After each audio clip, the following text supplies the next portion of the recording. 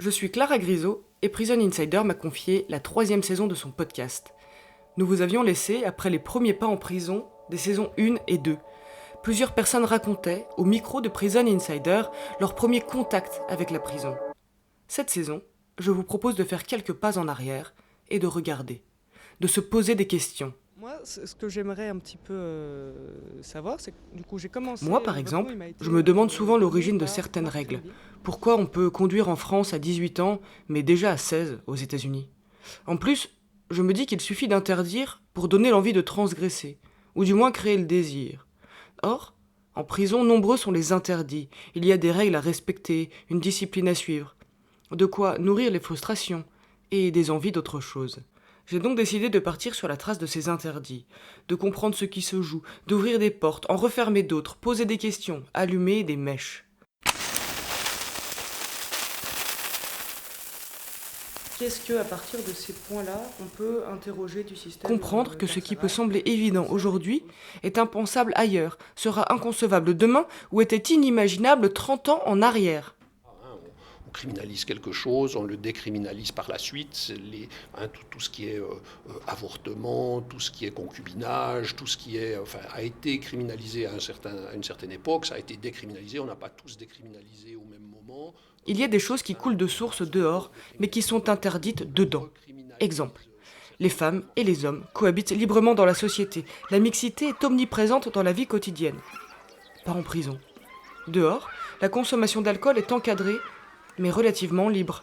En prison, non.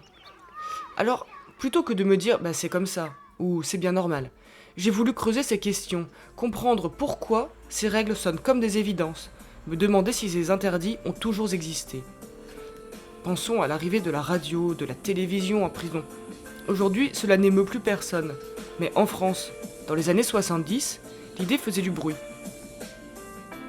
Le téléphone du dimanche. Eh bien, bonjour à tous. Tout ça parce que les règles changent. Elles sont décidées, discutées, votées, changées. Résultat du scrutin, votant 387, exprimé 369, majorité 185, pour 337, contre 32. En fait, rien n'est immuable. Est-ce que demain les prisons seront mixtes ? L'ont-elles été ? Ou le sont-elles déjà, ailleurs ? Pourquoi les prisonniers ne peuvent-ils pas boire d'alcool ? Au point qu'on interdise la levure et le gel hydroalcoolique en détention. Pourquoi ?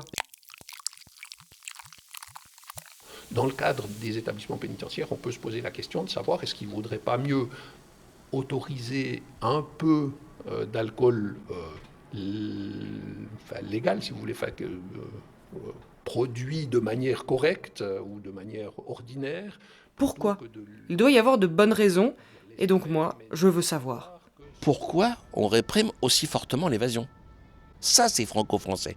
Je veux comprendre les controverses, les points de tension, l'origine de ces interdits. Je veux que l'on m'explique si d'autres pays se posent la même question et comment ils y répondent. Les plus olé, qui eux tolèrent et créditent l'idée qu'on puisse s'évader.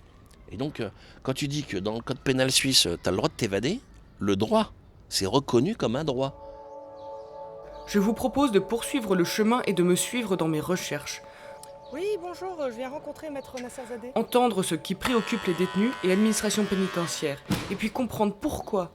Mais enfin, pourquoi la prison semble-t-elle toujours poursuivre les mêmes obsessions, qui, je l'avoue, sont aussi un peu les miennes. Qu'est-ce que ça raconte ? Comment est-ce que... Donc, la série s'appelle Prison Obsession. Alors, cette saison, nous irons gratter derrière 4 interdits. L'alcool, la mixité, le téléphone. J'ai dit 4 ? Eh bien, nous commencerons avec l'interdit premier, celui de la liberté.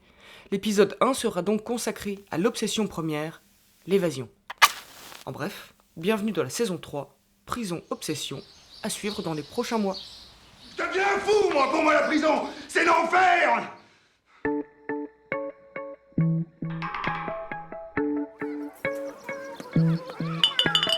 Il est 17h, c'est l'heure du téléphone du dimanche sur Radio Notre-Dame.